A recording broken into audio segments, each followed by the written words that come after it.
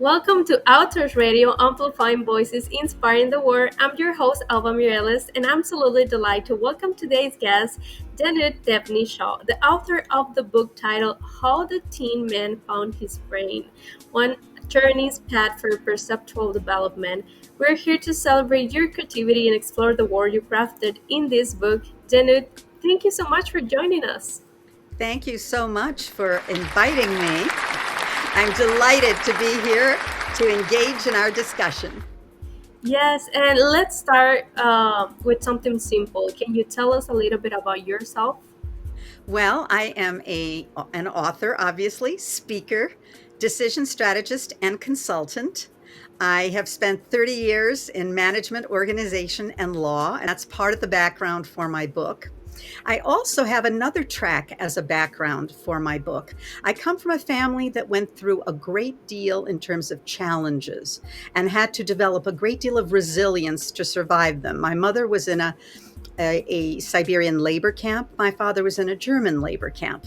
So I grew up with the context of tremendous organic teaching in my home about how to get through tough challenges, decision making, and building our own personal power. Yeah, and you spent 3 decades practicing federal law. But this book goes different direction.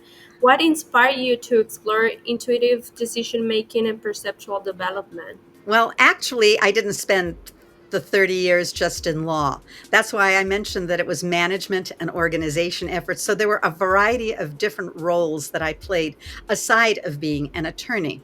What inspired this book was the work that I had done, the successes, the failures that I'd seen. I'd worked for federal bankruptcy court for 5 years as a law clerk, for example. I got to see how lives fell apart, how they got put back together again. I've worked in a variety of contexts in Washington, D.C. on a contract basis as an attorney, seeing a lot of successes and seeing a lot of non-successes, dare I say failures, but non-successes. So I've had the opportunity of working with tremendously powerful people, working for and with these people. And that was one track. The other track that inspired my book was my family's background, was the fact of learning that decision making, the decisions that we make, overcoming fear, doubt, and confusion, developing a course forward, creates success invariably in our lives. The way that we decide to engage our choices and how we move ourselves through them is incredibly important in terms of what we create, what we develop, and how we live, whether it's professionally, personally, regardless of our role, regardless of our title. This is core to our lives. Yeah, and the title calls back to The Wizard of Oz, right? Like, what connection did you see between the artist Tin Man and the journey toward finding one's brain? Well, the Tin Man was always concerned about not having a heart. But the truth is, he was a smart creature, and a very kind and caring teacher, this creature. And so this all goes back to the fact that we have all of the resources within ourselves. And in fact, all of the characters that Frank Baum wrote about in The Wizard of Oz all had the very elements that they were looking for. In fact, my second book is going to be about the cowardly lion and risk taking and the role of risk taking in our lives. And the third one is going to be about the straw man, the scarecrow, and our need for validation. So this first book unfolds the journey. It speaks to my own experience professionally and personally. I draw upon the experience of those who influenced and inspired and taught me things along the way. And this I will continue to share in the trilogy. That's this book here. I'm going to show you guys this book. I think you can see it, right? The next book that I'm going to be working on will not be in that trilogy. It will be about my grandmother. Let's see if I can get this straight. Here we go. It is The Five Lives of Agnieszka is the name of the book. And this is about my grandmother's journey. Part of the same teaching that is infused that informs the Tin Man is going to be elaborated upon in this book about my grandmother, who went through so many different stages in her life, including war, including the labor camp, including a Middle East holding camp. and made her way to America. And the question will be, does she find her happy ending? And that's what this book will be about. Yeah, and also I saw that Alice Hoffman is quoted like, once you know some things you can unknow them. Like what that turning point was, that a turning point in your own journey toward awareness? Well, it was that comment became inspired by an experience that I refer to in the book about a gentleman who came to me. He had received revelation, meaning he'd come to a point in his life where something inspired him so much, a situation, an engagement, a contact inspired him so much that it changed his whole vision. And in his case, kind of disoriented him a little bit. So he came to me and he said, will I ever be normal again? And I said, well, I'm not a psychologist. I don't practice psychology in terms of the work that I do. However, I don't think that you can unknow something that you have learned. And so this is where it comes from. Once you've learned something, once you've seen something, once you've been made aware of something, you can try to ignore it, you can try to push it aside, but it becomes a part of your reality, an incorporation into your reality. And this is the whole point of the role of decision making, of consciousness, of the journey forward and through with awareness, with true with true personal knowing, with the subjective power that we all have. Yes, we have our rational reasoning. I'm an attorney. I'm very, very invested in rational thinking. However, our subjectivity, our internal resources, our imagination, our creativity, our inspiration are critical in terms of creating a holistic context for all of the decisions that we make. And that's in our business, that's in our personal lives, that's in living our lives. And never more than today do we need to engage that. We need to put aside fear, doubt, and confusion and go into self trust, self awareness, understanding, knowing what we need to know. If we need to know more, we need to know more. We need to learn more. If we need to go within ourselves and deal with our own discernment on what has to happen rather than just blanketly following somebody else's ideas, this is the kind of work that gets involved in this type of decision making. Yeah, and there's a chapter like your mirror chapter plays with perception and self image. Like, why is understanding self perception so crucial to effective decision making? That's an excellent question. In fact, no one has asked me that question. It's an excellent question because if we don't start with self awareness, with understanding that vision, it's very difficult to build self trust because, in a sense, we don't know who we are fully. We don't know what, yes, we may know we're a little lazy or we're a little ambitious or we tend to get sloppy or we tend to be very neat. We know things like that, but we don't learn the sort of inner sense of our own being and how we work, who we really are, what we really want in life, how we might be able to go after. Many people go after things they believe are important because someone told them that they were important and because they're not trusting themselves. Part of the book that I do continue to refer to in different chapters, part of the element of this book is this self trust because this is crucial. Self knowledge, self awareness, and self trust is what you build everything else on in terms of negotiation, communication, integration into society. Working with your community, working with your family. Coming from that place gives you all the power you need to make the kinds of decisions that need to be made. And if you need more information, as I've said before, then it tells you that as well. You realize that you do need input. You might need some additional guidance, but you don't know what you don't know until you find out. And the right place to begin, the best place to begin, I believe, I have to say, I believe, is from within ourselves. Yeah, and your stories connect just do it mindset with deeper introspection. Like, when should people pause to reflect and when should they act? And that is very different in different situations. It depends on the context. And I talk about this. People very often react. They say countries reacted, our corporation quickly reacted. And very often a correction is needed. In fact, I just spoke about this at the International Association of Top Professionals 2 weeks ago. I did a very brief talk for a few minutes spontaneously. And I brought this up because it is such a crucial thing. Stop, reflect, and respond. That's where you can determine when you allow yourself to pull back a little bit and see what it is you're really looking at. Do you need to jump into this? Do you have the room to think about it?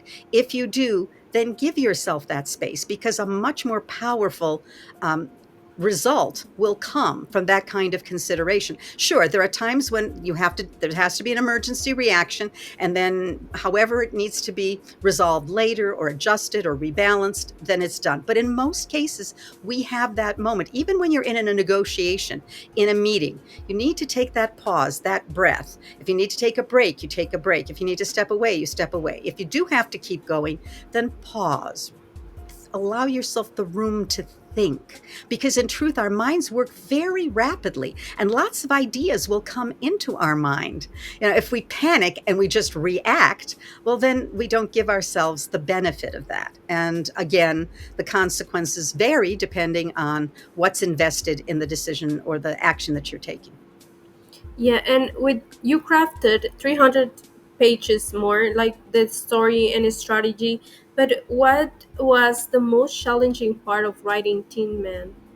Well, it was interesting. It took me 20 years to think about this book, and 2 months to write it. So basically I had been giving it a great deal of consideration and a great deal of thought. So as the chapters unfolded, they unfolded one after another, and they flowed pretty easily. In fact, the book is now up for an award as Book of the Year in the category of self-help through the International Impact Book Awards, and we'll know in October what the results will be. Yeah, congratulations. Because, Thank you. you know, uh, what have readers told you about the book as well? Like, the book helped them to make difficult choice or change their habits?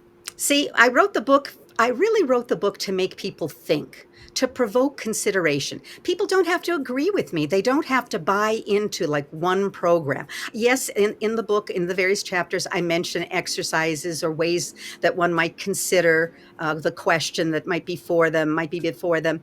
But it's not really to convince someone that they have to be this or do that. Was really to bring about perhaps more awareness. In fact, one person who reviewed the book and really loved the book said, I never think about how I make my decisions. And I thought, bingo, perfect. That means that this is giving you the inspiration, if you will, or the awareness to maybe think about that. It's not a bad idea to know how and why you make the decisions that you make. And people will apply the book in different ways. People find different aspects of the book, more entertaining or more insightful for them or more inspirational for them. I wrote it to support people, to encourage them, and first and foremost, to bring about greater awareness and more self-trust ultimately, because that's where the power lies. Yeah, and many of our listeners seek clarity on clouds. What's one quick tip from your book for someone overwhelmed by options?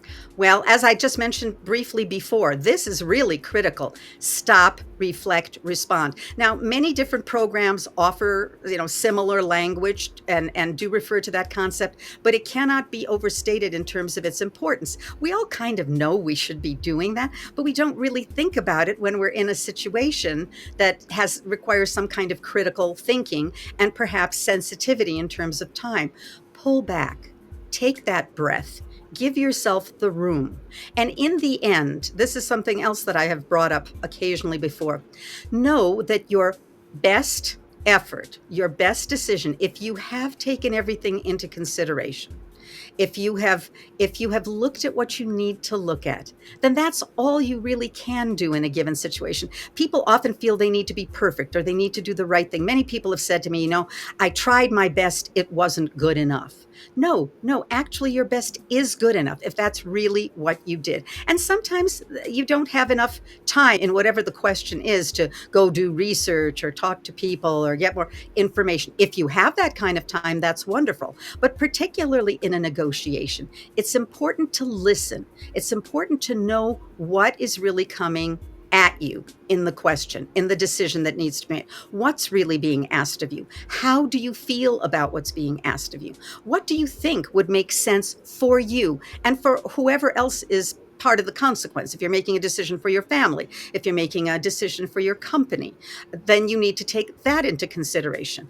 And that will provoke additional thoughts. And a lot of this goes through your mind very, very quickly. And often you already know a lot about your positioning when you go into the situation. And if you do, then realize this is what you need to stand by. You've learned what you need to learn, you know what you need to know, and have the confidence and self-trust to take the action you need to take. Never more than now, because we are barraged with so much external information and artificial information and different points of view that are really just opinions and aren't real information. It's terribly, terribly confusing, and or certainly can be.